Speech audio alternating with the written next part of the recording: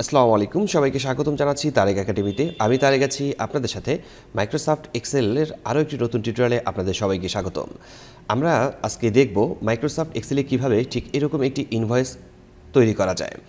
তো এরকম একটি ইনভয়েস তৈরি করার জন্য প্রথমে আমরা মাইক্রোসফট এক্সেল প্রোগ্রামটিকে চালু করে নেব এবং আমি পাশে বোঝানোর জন্য এইদিকে ওই ছবিটিকে ছোট করে রাখছি। প্রথমেই আমাদেরকে আমাদের কোম্পানির নাম লিখতে হবে। আমি এখানে আমার কোম্পানির নাম লিখছি। এরপর আমরা এন্টার প্রেস করব। এরপর হচ্ছে আমরা আমাদের শপ নাম্বারটা দিয়ে দিচ্ছি, শপ নাম্বার। এরপর হচ্ছে আমরা রোড নাম্বার দিয়ে দেবো। এরপর হচ্ছে আমাদের জায়গার নাম দিয়ে দেবো। এরপর আমরা এখান থেকে লিখছি টিন নাম্বার অথবা টিন নাম্বার। আপনি এখানে স্মল লেটার অথবা ক্যাপিটাল লেটার ব্যবহার করতে পারেন, সেটি হচ্ছে আপনার কাজের সুবিধার্থে। এরপর আমরা ডাবল এন্টার প্রেস করব অথবা একটি রোকে ফাঁকা রেখে নিচের রো থেকে শুরু করব। এখানে আমি লিখছি ইনভয়েস লিখলাম। এরপর হচ্ছে আবার এন্টার প্রেস করছি। ইনভয়েস লেখার পর আমরা একটি নিচের দিকে আরও একটি রোকে ফাঁকা রাখবো। ফাঁকা রাখার পর এখান থেকে আমরা লিখব টু, অর্থাৎ কাস্টমারের যে অ্যাড্রেস রয়েছে, অ্যাড্রেসের জন্য কয়েকটি লাইন দরকার হবে। আপনি সেখানে আপনার পছন্দ মতো লাইন তৈরি করতে পারেন। সেখানে আপনি দেখা যাচ্ছে যে 2-3টে লাইন পর্যন্ত তৈরি করতে পারেন। তো আমি এখান থেকে সর্বোচ্চ 3টি লাইন পর্যন্ত তৈরি করে নিচ্ছি। সেটা হচ্ছে customer name, address, mobile number. এই জন্য আমরা এখান থেকে 3টি লাইন তৈরি করে নেব। এরপর হচ্ছে কাস্টমারের জন্য আমরা টিন অথবা ভ্যাট আমরা এখানে নিতে পারি। কাস্টমারের জন্য ভ্যাট নিচ্ছি।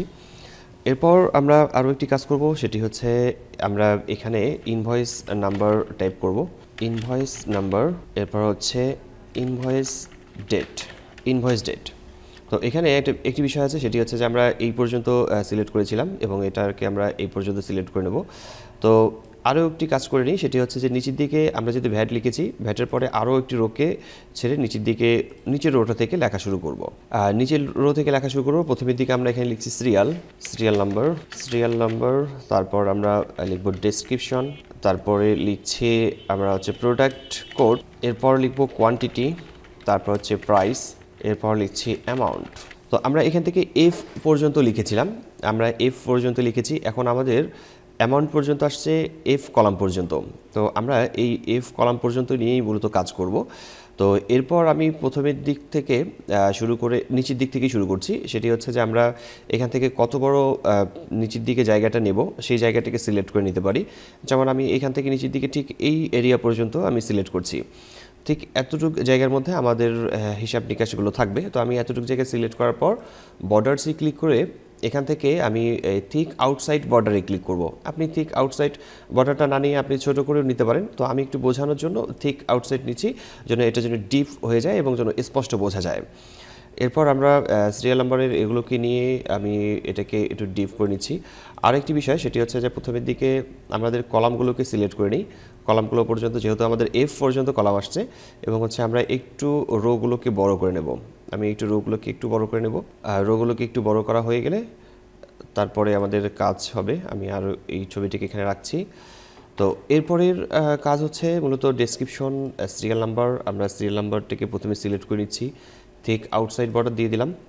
আর এখানে একটি বিষয় আছে যে আপনার এখান থেকে আমরা মূলত 3টি কলাম, যেমন টোটাল, অ্যামাউন্ট, ভ্যাট এবং হচ্ছে গ্র্যান্ড টোটাল, এই 3টি কথা লেখার জন্য আমরা এখানে নিচের দিকে ঘর ফাঁকা রাখছি। তো আমি এখান থেকে লেখা শুরু করছি। Total amount. এরপর হচ্ছে এর নিচের দিকের উপর ভ্যাট, তারপর হচ্ছে গ্র্যান্ড টোটাল। তো এখানে আমরা এই টোটালটাকে সিলেক্ট করে নিচ্ছি। মার্জ অ্যান্ড সেন্টারে ক্লিক করে নেব। এখানে ক্লিক করেছিলাম, মার্জ অ্যান্ড সেন্টারে ক্লিক করে নেব। তো একে আমি লেফট অ্যালাইন করে রাখছি এবং একেও আমি লেফট অ্যালাইন করে রাখি। আবার এই নিচেরটাকে সিলেক্ট করে নেওয়ার পর আমি মার্জ অ্যান্ড সেন্টারে ক্লিক করছি, একেও আমি লেফট অ্যালাইন করে রাখছি।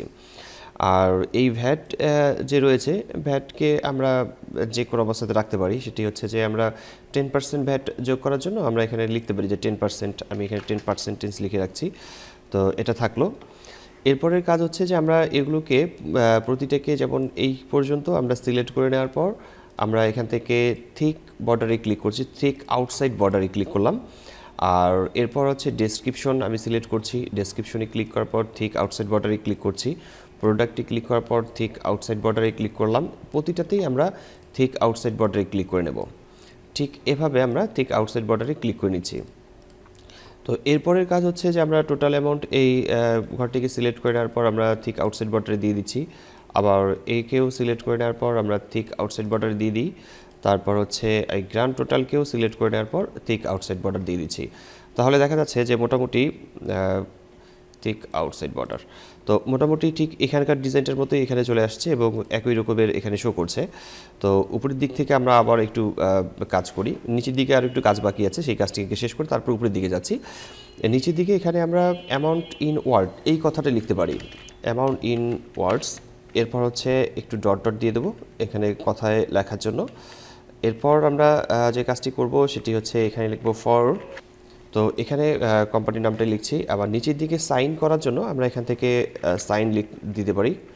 এগুলোকে সিলেক্ট করে নেওয়ার পর মার্কস অ্যান্ড সেন্টারে ক্লিক করব, এখানেও সিলেক্ট করে দিচ্ছি, মার্কস অ্যান্ড সেন্টার করে নিচ্ছি, আর এর দরকার নেই। তো উপরের দিক থেকে প্রথমে আসি, সেটি হচ্ছে আমরা আমাদের যে কলামটি রয়েছে প্রথমে হেডলাইন আমাদের শপের নাম, সেটা হচ্ছে আমরা F পর্যন্ত সিলেক্ট করে নেব। সিলেক্ট করে নেওয়ার পর এখান থেকে মার্কস অ্যান্ড সেন্টারে ক্লিক করব। মার্কস অ্যান্ড সেন্টারে ক্লিক করলে এটা মাঝামাঝি দিকে আসবে, আর আপনি চাইলে সেটাকে মাঝখানেও রাখতে পারেন অথবা বাম দিকে অথবা ডান দিকে যে কোনো জায়গায় আপনার লেখাটিকে রাখতে পারেন। তো আমি এটাকে বাম দিক থেকে রাখছি এবং হচ্ছে আমাদের এই কোম্পানির নামের সাইজটাকে আমরা একটু বড় করে নেব। এটা আপনি আপনার ইচ্ছা মতো বড় করে নিতে পারেন, আর নিচের দিকে যে লেখাগুলো রয়েছে সেগুলোকে আপনি চাইলে আপনার ইচ্ছা মতো বড় করে নিতে পারেন। তো আমি এই লেখাগুলোকে অল্প একটু বড় করে নিচ্ছি এবং ইনভয়েসকে সিলেক্ট করে নেওয়ার পর আমরা প্রথমের দিকে মার্কস অ্যান্ড সেন্টারে ক্লিক করব, মাঝামাঝি দিকে আসবে। এরপর হচ্ছে আমরা ইনভয়েসকে বড় করে নেব, একটু বড় করে নিচ্ছি, বোল্ড লেখা দিয়ে ক্লিক করে বোল্ড করে নেব। এবং হচ্ছে ইনভয়েসকে আমরা চাইলে কিন্তু ইনভয়েসকে এখানে মূলত এই বর্ডার দিয়ে রাখতে পারি, এটা বর্ডার দিয়ে রাখলেও সমস্যা নেই। আর এখানে যে কাস্টমারের যে অ্যাড্রেস রয়েছে এই অ্যাড্রেসকে আমি এখানে আরেকটি রো নিয়ে নেব। তো এই কাস্টমারের যে অ্যাড্রেস রয়েছে এইগুলোকে আমরা সিলেক্ট করে নিচ্ছি, নেওয়ার পর আমরা এখান থেকে বর্ডারটাকে ঠিক আউটসাইড বর্ডার করে দিচ্ছি, ঠিক আউটসাইড বর্ডার এখানে সিলেক্ট করে নেব। এরপর হচ্ছে আমরা এখানকারও এটাকে সিলেক্ট করে নিচ্ছি, নেওয়ার পর আমরা একেও ঠিক আউটসাইড বর্ডারে ক্লিক করে নেব, ঠিক আউটসাইড বর্ডার। তো এই কাজটি হয়ে যাওয়ার পর এখন আমাদের নিচের দিকে এই লাইনগুলোকে একটু ঠিক করে নিতে হবে, যেমন কলাম একটু বেশি বড় হয়ে গেছে, এগুলোকে আমরা ঠিক করে নেব। এখানে আমাদের আবার ক্লিক করে ঠিক আউটসাইড বর্ডারটাকে ঠিক করে দিতে হবে। আমি ঠিক আউটসাইড বর্ডারটাকে ঠিক করে দিচ্ছি এইগুলোকে। আর এই লেখাগুলোকে সিলেক্ট করে আপনারা এখান থেকে সেন্টার করে নিতে পারেন, মাঝামাঝি দিকে থাকলে মোটামুটি ভালো লাগবে। এখন যদি আমরা উপরের দিক থেকে একটু লক্ষ্য রাখি, তো এখন আমাদের মূলত ইনভয়েসটি তৈরি হয়ে গেছে। আপনারা ইনভয়েসটি দেখতে পাচ্ছেন যে ইনভয়েসটি মূলত তৈরি। তো এখন যদি আমি এইটাকে প্রিন্ট প্রিভিউ দেখে নিই যে আমাদের ইনভয়েসটি কতটুকু কেমন হয়েছে, সেটাকে আমরা ফাইলে ক্লিক করার পর আমরা এখান থেকে প্রিন্ট এরিয়াতে ক্লিক করে দেখে নিতে পারি যে আমাদের ইনভয়েসটি কীরকম তৈরি হয়েছে। আশা করি বুঝতে পেরেছেন যে এভাবে ঠিক আমরা তৈরি করব একটি ইনভয়েস, এবং মাইক্রোসফট এক্সেলে খুব সহজেই এইভাবে আপনারা ইনভয়েস বিভিন্ন ধরনের ইনভয়েস তৈরি করতে পারেন। কোথাও বুঝতে সমস্যা হলে অবশ্যই কমেন্ট করে জানাবেন, আমি প্রতিটি কমেন্টের রিপ্লাই করে থাকি। আর মাইক্রোসফট এক্সেলের ক্লাসটি আজকে এখানেই শেষ করছি। দেখা হচ্ছে মাইক্রোসফট এক্সেলের নতুন কোনো টিউটোরিয়ালে। ততক্ষণ পর্যন্ত সবাই ভালো থাকবেন, সুস্থ থাকবেন। ধন্যবাদ সবাইকে, আল্লাহ হাফেজ।